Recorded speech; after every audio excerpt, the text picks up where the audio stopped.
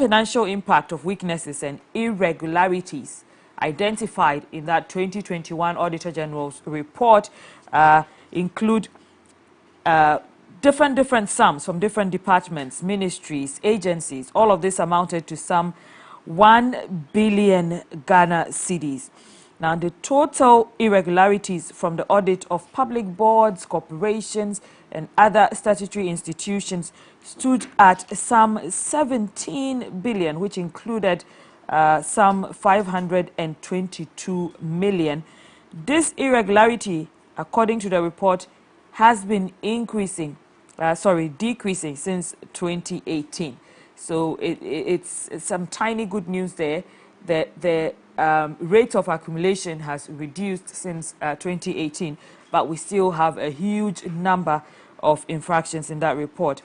There were also some judiciary judges who were cited for buying auction vehicles without approval from the Ministry of Finance. Some of them have been speaking and giving various excuses, but that was one of the very surprising parts of the report, that we would find judges doing something wrong there.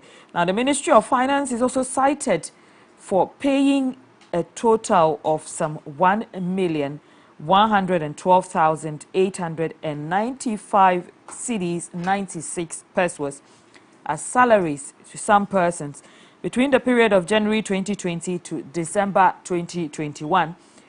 The personal files of these persons could not be traced, and the names could not be found on the ministry's roll.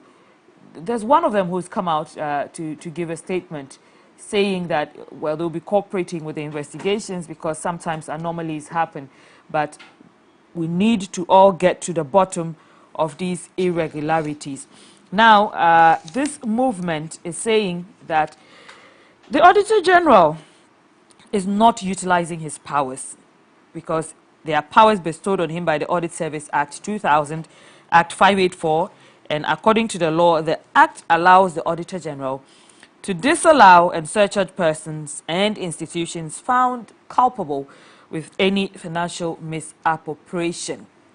Now, let's take a look at what the Act actually says, and we're just going to roll that on your screens, especially concerning disallowance and surcharge by the Auditor General. Now, the Auditor General shall specify to the appropriate head of department or institutions the amount due from any person upon whom he's made a surcharge or disallowance, and the reasons for the surcharge or disallowance. A sum specified also by the Auditor General to be due from any person shall be paid by that person to the department or institution as the case may be, within 60 days after it has been specified.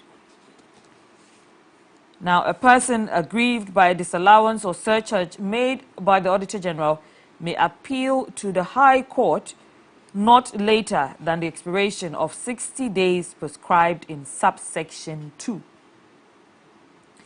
Also, in accordance with Article 18710, the rules of court committee may, by constitutional instrument, make rules of court for the purpose of subsection 3 of this section.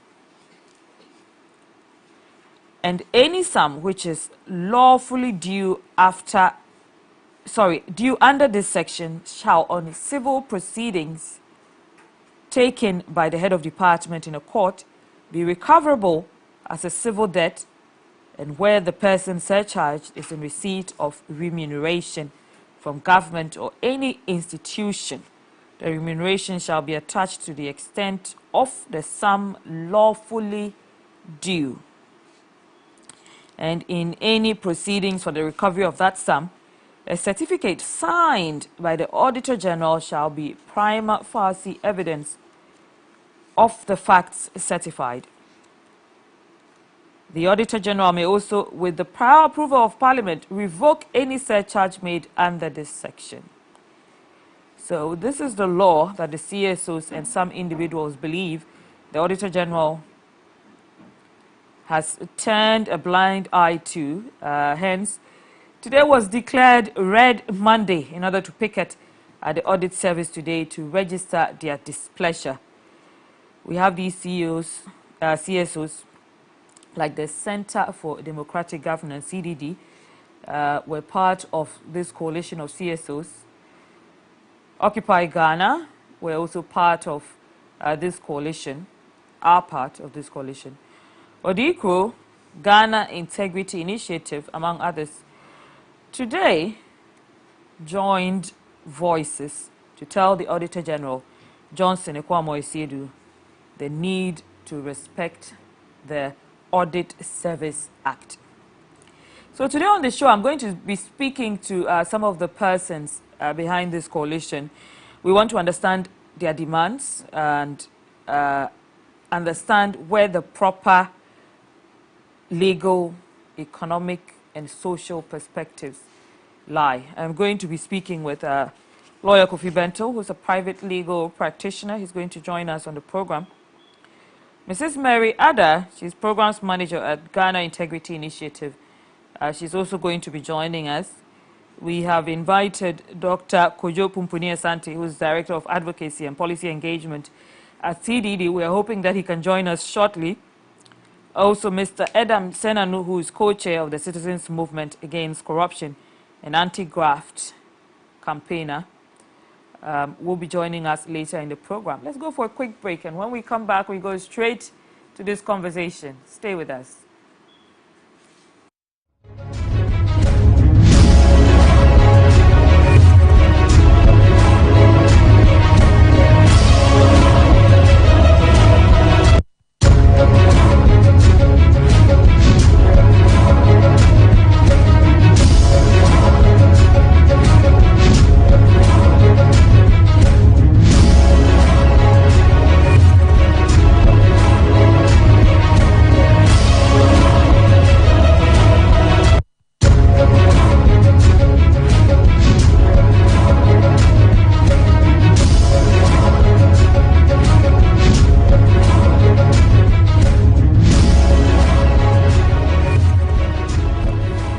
Welcome back to Spotlight. Still on the Auditor General's report 2021, citing some very embarrassing infractions. That's what we should call it.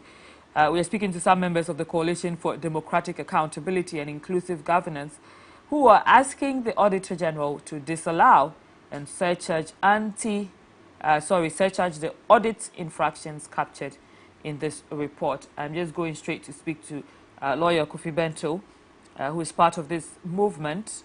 Good evening, and thank you for joining us. Hello, good evening. Thank you so much for joining us on Spotlight. We haven't had you before. Well, my pleasure. Let's go back to the request that had been made, and the Auditor General being told that he is, jumping some of the powers that have been vested in him. Is he able to? Are these discretionary? Is he able to pick and choose whether to apply this law or not? Well, it is not entirely discretionary. The work of the Auditor General requires a lot of processes, and those processes are bound in law. So it's not entirely discretionary in terms of who he will choose to surcharge or disallow, etc. There's a whole process which leads to a set of things. If the process leads to a situation where somebody is, pointed out as having done something unlawful regarding the use of public funds, then the Auditor General has a discretion as an auditor. And I use the word discretion because there are things that auditors, can ask for explanations for. There are things they can flag. There are things they can do all kinds of little things to, different situations as they arise. But the Constitution says that if in his view that money or that resource has not been used as it should have been used, then he can surcharge the person who misapplied the funds, which is debit that person for a certain amount so that the person will pay. That's the surcharge. Or disallow. Disallowance means that you spend a million cedis to do something. The auditor general says that that money was not well spent. He's not asking you to pay for it. He means retrieve it, bring it back, find a way to, and restore that, fund. If not, he may surcharge you for it. So there are different things, and different situations lead to a rise of some of these issues, and it is within his discretion what to do on each situation. However, in Occupy Ghana as Attorney General, the Supreme Court made a clear point that the use of the word may, surcharge or disallow, when the Auditor General has found people culpable, is no longer a discretion. He shall do so. So the discretions apply at certain times. But when the matter is declared and it is clear that this person has misappropriated funds, it is not the discretion of the Auditor General to choose whether he wants to retrieve the state funds or not. He has a constitutional compulsion and mandate to retrieve those funds. And the Supreme Court has made it sufficiently clear that he should do so. Not doing so is contempt of the Supreme Court, and that has very serious consequences. So in terms of whether it's a discretion or not, it needs to be said that there are discretions involved in auditing. But when the final determination has been made, he has no discretion than to recover the funds, because he is the one person who is authorized to do so under law. Some would argue that, the Auditor General provided some recommendations in this report. Are those recommendations not enough? Again, those recommendations constitute part of the exercise of his discretion. But it is not good enough to just be recommending things when you are the person who has been given the power to recover. There is no better person to recover funds. You have found it. So you have the legal authority to recover, and you should recover. In Article 277 of our Constitution, it is clear that when a power is given to somebody to do something, that power also implies that he shall go ahead and do whatever is required to do that work. Which is why part of what we were saying today is that the present Auditor General, Justice Kuyamwa, is refusing to obey the orders of the court and refusing to do his job. If for any reason he does not want to do the job, or anybody does not feel sufficiently capable of doing that job, when you have been given every resource and wherewithal to do it, including law and an order of the Supreme Court, you can just leave the office. So indeed, recommendations are some of those things. And recommendations don't have to do with retrieval. A recommendation can have to do with moving somebody or tightening a certain process. These are things that can be done. But when it comes to people who have stolen money, who have used money improperly, who have given it to their cronies, who have misused and misapplied state funds, he doesn't have the freedom to recommend. He has to go and recover the money. So we need to get those things in proper context. And that's why the Supreme Court made that order and made it clear that when you have found that money has been misapplied, misused, corruptly, put in certain places, go and recover the money. So that is not the matter for recommendation at all. Right.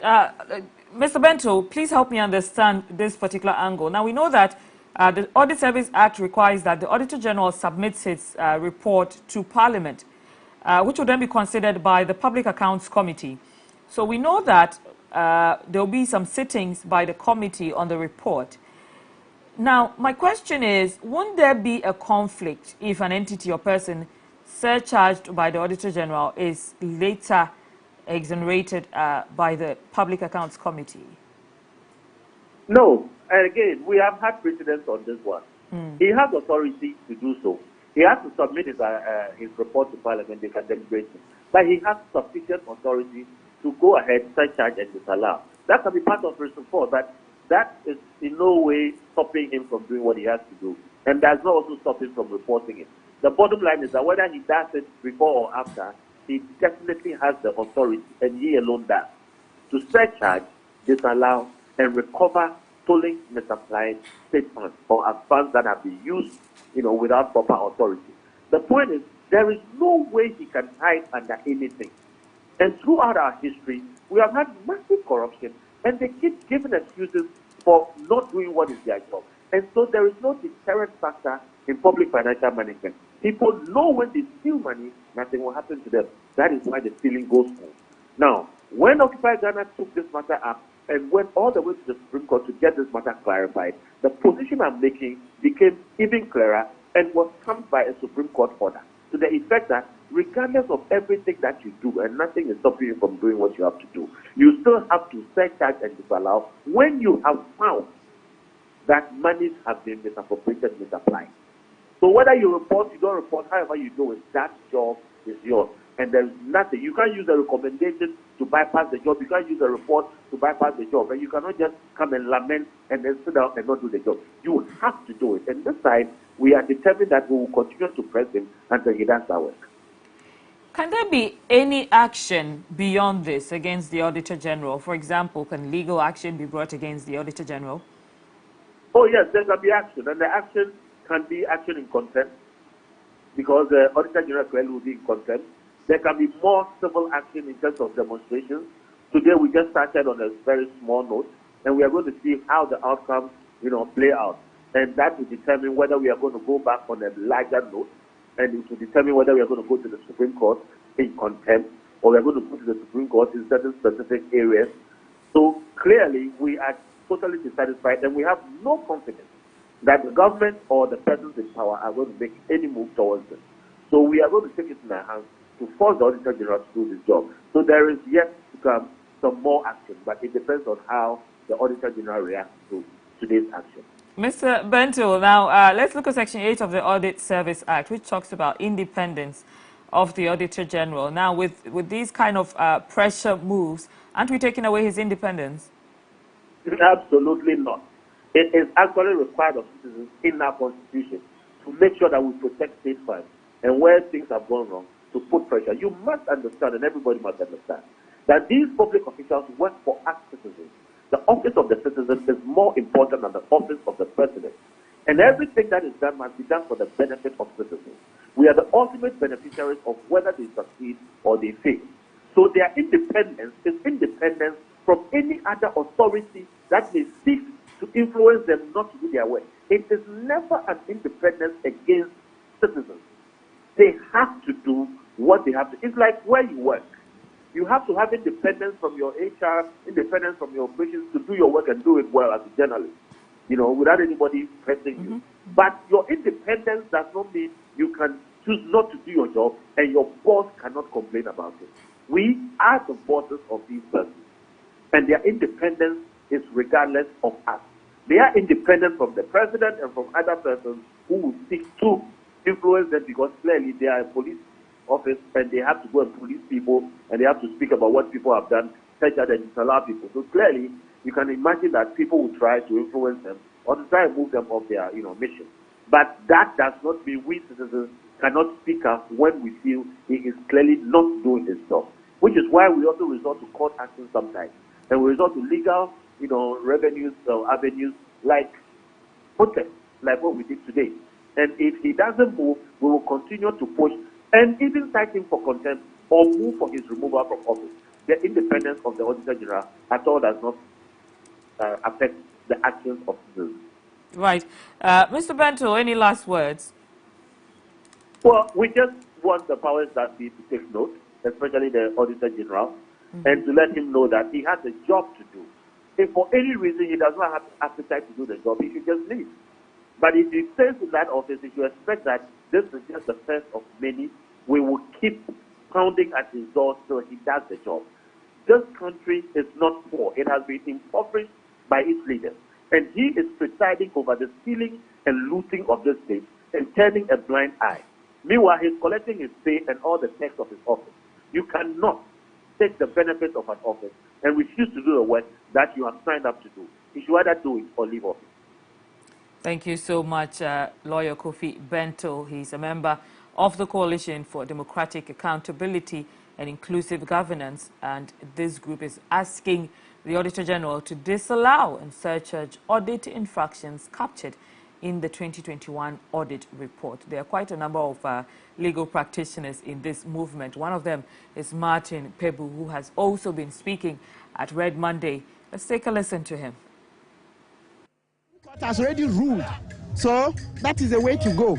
It's not as if we are doing a try and error thing. No, the Supreme Court already held it. We will encourage, motivate, okay, and push the Auditor General to do more disallowance and surcharges, okay, because his own report, the 2021 report, shows irregularities amounting to about 17 billion. Out of this irregularity, okay, if we could recover this 17 billion, we don't need to go to the IMF. If we could, of course, we can't recover all in a day. But if we had started recovering last year soon, with so much speed, with so much alacrity, but now would have gone far, and then the 2021. So we should continue. We should do this recovery because it will help to make our economy better, because it will bring more money for us to do free SHS and the other programs. Oh, we are very confident. After this petition, we will meet the Auditor General on Friday to continue talking. And the law is already straight, and the Supreme Court has given its backing that disallowance and surcharge there is the way to go, and that the Auditor General must do it to recover public funds. Yes, so the Supreme Court has already ruled. So that is the way to go. It's not as if we are doing a try and error thing. No, the Supreme Court already held in the Occupy Ghana vs. Attorney General case that the Auditor General has power to do disallowance and surcharge, and even says that he must do it. It's not an option for him. It's not an option. He must. Once there's clear evidence that somebody's breached the law, somebody's keeping public funds. Have you seen the Auditor General's report? Thousands of our citizens are holding government money. So he has to collect. He has to collect. The people can't keep the money like that. They are not allowed to keep the money. We will encourage, motivate, okay, and push the Auditor General. Encourage, motivate, push. This is what the group is doing to ensure that the Auditor General does what they believe is the right thing. We have also been speaking with Dr. Kojo Pumponi Asante, who is Director, Advocacy and Policy Engagement at CDD Ghana. CDD Ghana is a part of this coalition. Let's take a listen to him from earlier today at Red Monday. We have advertised and we've been talking about this for since 2019. The Auditor General is here to use his surcharge powers and disallowance powers under the Constitution. And if you look at the Auditor General's reports, every year we see all these more practices and irregularities. It's a lot of money.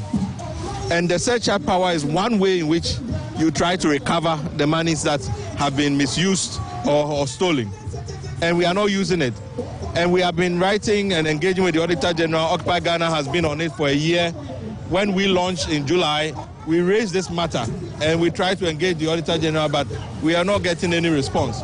So we needed to come and register this protest and to insist that he needs to meet us and engage with us so that we can ensure that he performs the duties that has been given to him by the Constitution. That is the only in which we get accountability, the only way we protect the public purse. If people know that there's not going to be any consequences for their actions, then they will do whatever they want. So it is important that we begin to reverse these kinds of attitudes and behavior that we have cultivated over the years. Look at the economic situation that we are in. If we don't start taking accountability seriously and working very hard to fight corruption and deal with it, we'll always have problems. So that is why we are here. We are hoping to meet the Auditor General's representatives at Independence Square when we get there. We will submit a petition to them, and we want to have a meeting as quickly as possible so that we can understand what has gone on and how we are going to get over it. So there are two different things. If you ask the person that has committed offense to go and recover the money, the likelihood that that person is not likely to go and do it. Because who is going to enforce that recommendation? Is it the institution itself? So that's why the Constitution gave surcharge powers. And it's not even a discretionary power, it's a mandatory power. That once you disallow an expenditure, you have to surcharge and let the person go to the court to go and contest it. When Osafo thought that it was done unfairly, he went to court, he won. Other people have gone and won. But other people too have paid. So it means that if we do it, it would discipline people, right? So if you ask the person, I will recommend that they should go and recover, they are the same persons who caused the mess. Why would they go and recover? What is their incentive? And if they don't recover, who is going to hold them accountable? Well, we are talking about, this is even 2021, and even the 17.4 billion that you are referring to is only to do with statutory boards and public boards. We haven't even added the ministries, departments and agencies, which was $1 billion. The MMDAs, which was, I think, another, I don't know, 3 billion or so. So there's a lot more money we are talking about than the 17.4 billion. That is only for statutory boards. So it tells you that, and that's the overall financial impact. We need to go through and see where, in cases where it is very clear that the person has basically just put the money in his pocket, so that we search out the person who was taking the decision, we search out them, right? So those are the things that we have to do to bring some sanity, into the system, because it looks like there's too much impunity. People know that there are no consequences for their actions. And that was Kojo Pumpuni Asante, Director for Advocacy and Policy Engagement at Center for Democratic Governance in Ghana here. Let's just go and listen to the Deputy Auditor General who received their petition. We as Ghana Audit Service acknowledge and in fact agree to all what you are doing. We have a common goal that we need to fight to make sure that every city is accounted for. Exactly. That is why we have actually exposed and publicized our report. We have agreed with management for another meeting somewhere on Friday where we'll sit down and agree on the way forward. So on behalf of the Auditor General and on behalf of every Ghanaian, I want to thank you for drawing our attention to this and to assure you that all the concerns that you have raised will be addressed. Thank you very much. Thank you very much. That was the Deputy Auditor General receiving the petition from members of the Coalition for Democratic Accountability and Inclusive Governance, who are emphatically asking the Auditor General not to pick and choose, but must be held to disallow and surcharge audit infractions captured in the Auditor General's report of 2021. You're still watching Spotlight. We'll be right back after this break. Stay with us.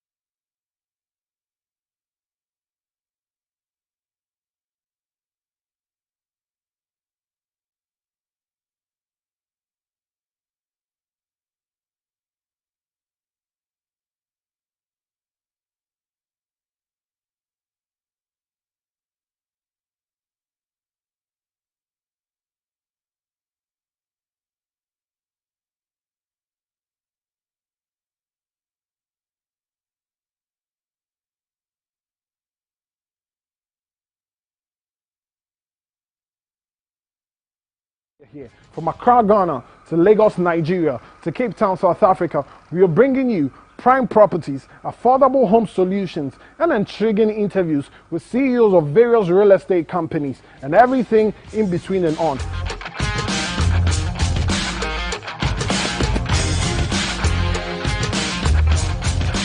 My name is Kwesi Otten Desmond, and this is Property Take. Property Take, your gateway to Africa's real estate market. Showing this on every Wednesday, 7:13 p.m. on MX24.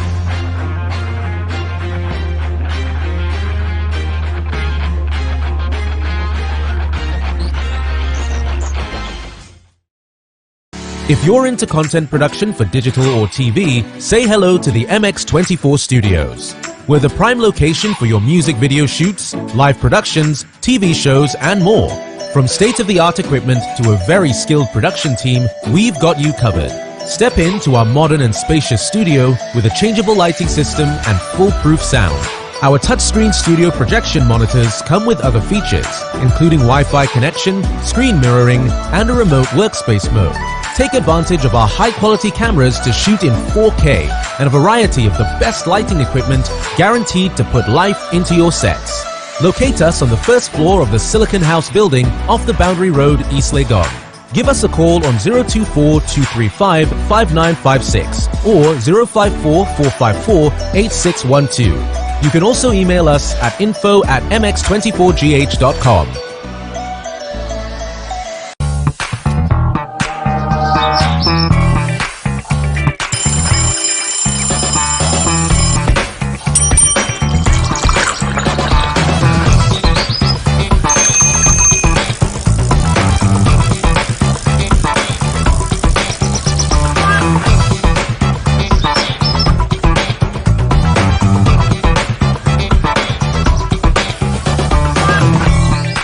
Ice Adonis, the story of stepsisters whose rivalry turns to hatred when one sister is framed for murder. From the action-packed opening episode featuring a prison break followed by a dramatic fight at a wedding, the story twists and turns through 5 years as the wrong sister battles to win back the life and love stolen from her. Be ready for the suspense, the excitement, and the emotional roller coaster. An addictive tale of hatred, rivals, manipulation, and deceit set in the glamorous world of the cosmetics industry. Ice Adonis premieres on MX24 this July. For sponsorship and inquiries, call 0243-024-552.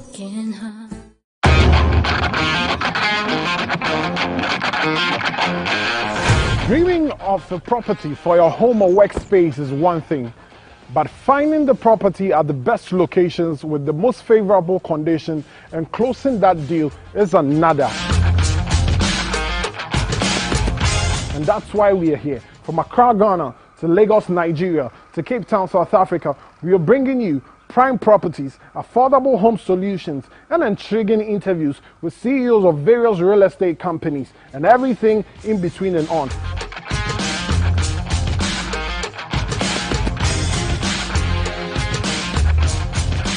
My name is Kwesi Otten Desmond, and this is Property Take.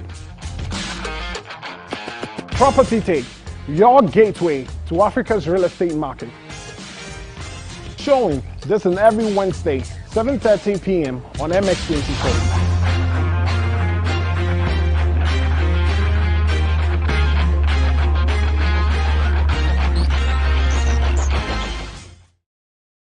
If you're into content production for digital or Welcome back to TV... Spotlight on MX24 television. We have another member of the Coalition for Democratic Accountability and Inclusive Governance on the line, and we're just going to speak to Shamima Muslim, who's a member of the coalition. Good evening. Hello, Noang. Good Thank you evening, so much for pardon joining my us. voice. I'm nurturing a bit of a sore Sorry, throat. have you lost your voice at this picketing? Well, I had lost it before the match, so it right. wasn't really as a result of the match. So I Right. apologize. That's for okay. the way How did I it may go sound. today? Despite the rain, you people showed up to make Yes. your voices heard. Would you call this picketing successful? I mean, by all standards, I will call it successful. You know, usually they will tell you that it's always a critical mass that is able to start a certain revolution, and you know, sometimes it's the actions of a few that can snowball into a bigger, you know, impact. So it was by all means successful. Our numbers were respectable, and we expected it. Ghanaians have to be really motivated to come out in their numbers. And the matter that we're addressing, I'm sure for many people, they didn't see how it related to them directly. So these are some of the challenges we have to address, how we communicate governance to the everyday Ghanaian to understand how his life is impacted by some of these actions. I mean, we're talking about a country that cannot provide free sanitary pads for its young girls in school. We're talking about a country where girls miss school an average of 5 days a month because of poor infrastructure in their schools and the fact that they can't afford sanitary pads. And then we hear that some 5 billion Ghana cedis has been, wrongly paid to people who didn't deserve it. And then these monies are huge. They can change the face of an entire rural community and give them dignified, toilets for them to go and eat themselves, as basic as that many villages across the country. Many people are still engaged in open defecation. So these are the issues, and we are wasting so many resources, so much resources. And the point is, unless our leaders, especially those who have oversight over the management of our public resources, unless we make them nervous anytime they go to bed, so that they think through their decisions and ensure that they are ensuring value for money for the Ghanaian taxpayer, unless we enforce these surcharges directly to those that cause the loss, people would take it as business as usual. I mean, government is not a place that people should come with a mindset of enriching themselves. It's unfair to the larger populace. So I would think that we're successful. It's the first in a series of actions we hope to take, and we hope to encourage more citizens to, step out and be counted, to speak about, not only to speak about the challenges they have, living in our current, democratic dispensation, but to be willing to take a certain specific step in action. If it's picketing, if it is writing opinion pieces, if it's social media posts, let's just be engaged. Let's just be engaged. Let those who come to us, for our mandate, know that we are increasingly becoming very conscious about the accountability ethos, and that we would hold them accountable when the time, comes. Right. Now, based on the reception at the Auditor General's office, you were received by the Deputy Auditor General. Yes. Are you confident that his office will react positively to these recommendations that the movement has made? I think that he has no choice. I mean, we're quite disappointed that he didn't grant us audience himself, but we are okay that at least they respected us enough to come out to hear our petition and take the petition. And they agreed with us that, yes, there's got to be some action. And sometimes when you delay justice, it's almost like you're denying justice. And there's a way in which we can still do an efficient work expeditiously. I think 3 years of investigating and counter reactions is enough time for the Auditor General's office to make a determination as to who are culpable, and so enforce the law, because your hand has been strengthened by the Constitution of this land, by the Supreme Court of this land. You ought to fear nobody. You also, we don't want to think that there's some undue influence that is delaying the process. We believe that the Auditor General is a very respectable man with lots of experience, and perhaps he wants to do a good job. We're just saying that it's time already that he expedites action on his own findings.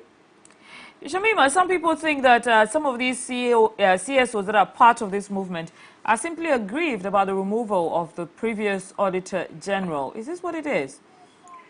It is not, because had it been Domlevo that is still there, and all of a sudden he's not pursuing these surcharges and disallowances, believe you me, the same sentiments would have been raised, and even strongly so, because we wonder why he's not continuing from where he started. So I don't think it has anything at all to do with Domlevo's removal. What our expectation is, if you justified his removal, then whoever comes in his stead should be able to justify, their appointment by just delivering. I think we would all have been shut up if the Auditor General, kept delivering and delivering on his mandate. We would not have any issue to raise any concern. And we think that these are some of the low-hanging fruits that we need to tackle. We are saying that everybody should tighten their belt, where government is announcing austerity measures. And to do that effectively, we need to look at the existing loopholes in the system and plug them. We are not so rich a country that we can allow such, wanton dissipation of our public funds. We should go into real serious social development issues. Long. In the absence of a favorable response from the Auditor General's office, what happens next for the coalition? Well, let's just wait. We've been given up to Friday. The leaders of the coalition would hold a meeting. They will take the feedback. It is positive that the Auditor General the Auditor General representatives agreed that we had a case and promised us that they are definitely working on the matters we have raised. And they've given us Friday for a response. Friday is not too far away. So, I mean, we will wait for Friday. We'll hear what the response is. I mean, we also know that the Auditor General says they've set up a committee to disallowance and surcharges committee who would maybe determine more specifically the specific matters, So we would wait. Friday is not far. And afterwards, we'll come back and convene and discuss what's next. But one thing for sure is that we intend this next wave of advocacy to be as consistent and long-drawn as far as it will take us to really build back better our democracy and then, re-engineer this culture of accountability and ensure that we come back quickly onto the right path. Public funds is not for any individual. No individual must misappropriate any public funds or be so incompetent as to cause colossal, loss in terms of sums of money to the state. We must view these matters in zero tolerance, lens, because we are all culpable. Maybe if I'm also there, I'll make the same mistake. So we just have to ensure that we are putting in the checks and balances to ensure we regulate ourselves, especially those who are in public office. I'm not in public office.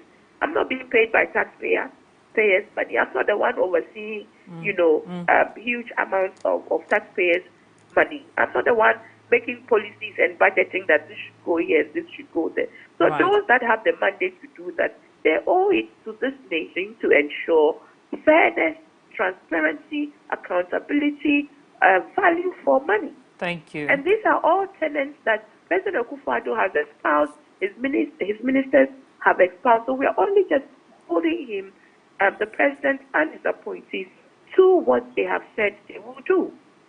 Right.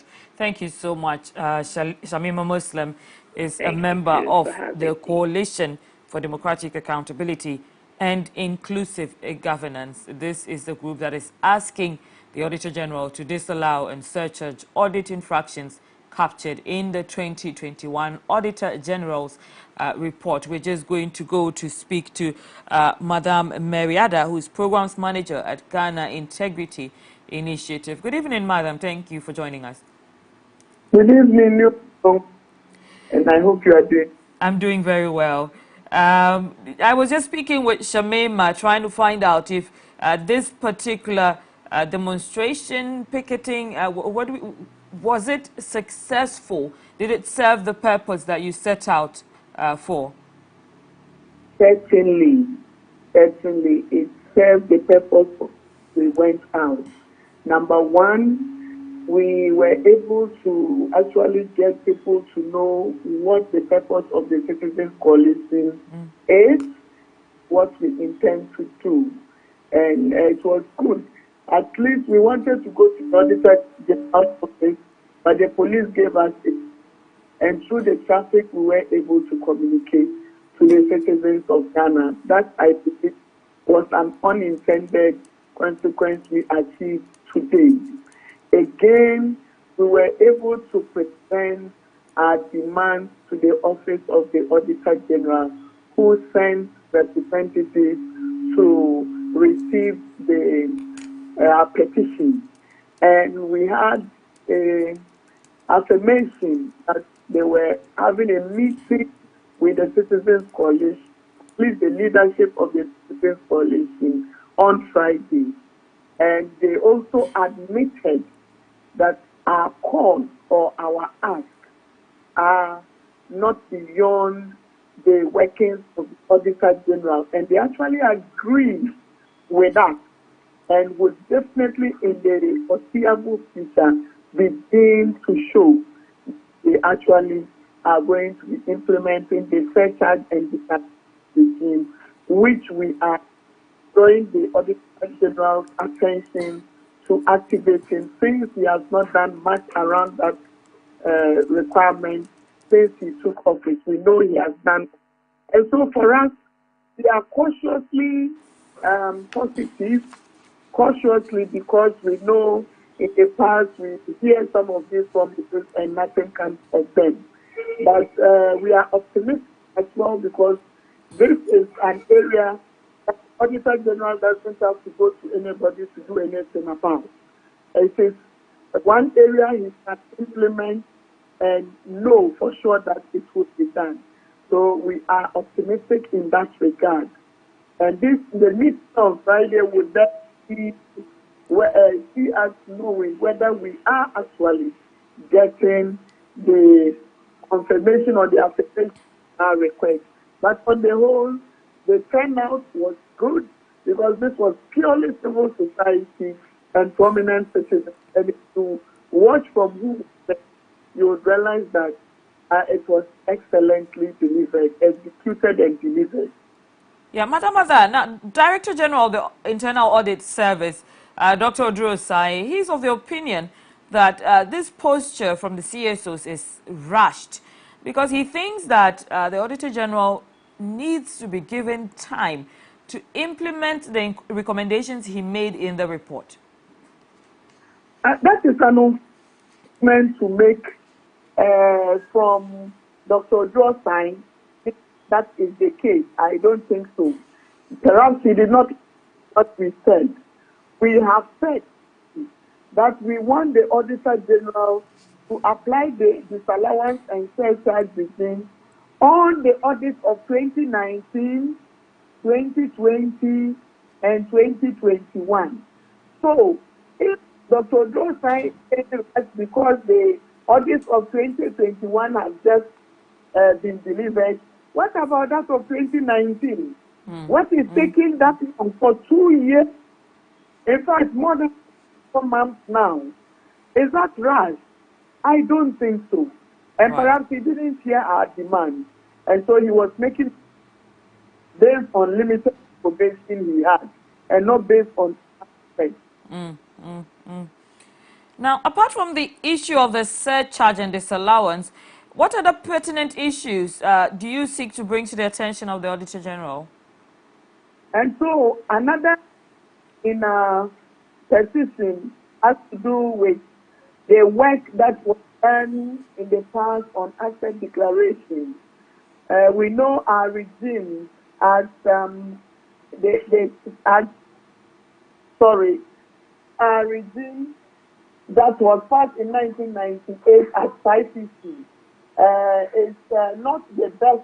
But then we also know the Auditor General, who is the custodian, has power to ensure that whatever audits are done, he receives the audit and he can affirm and validate things. So we are asking him to also ensure that on that score, he is doing some work. We remember recently, about 4 or 5 years ago, the World Bank had come in to support the service to put whatever they are doing online to make sure that people are declaring their assets by a platform so that the communications department can verify things to ensure that any inconsistencies are identified and addressed, and also to ensure that public officers within the mandate to declare their assets are also doing so very easily. We don't know what has come of that regime. And so we are asking the questions of him to respond to that as well. Very critical and important for us. Right, and remember, this is just the beginning. We want to take this forward and ask not just the Auditor General, but other institutions to ensure that they are doing everything. Right. What are your expectations after today's demonstration and submitting your petition? What do you expect to happen? Our expectation is that as quickly as possible, they would begin to implement the surcharge and disallowance regime.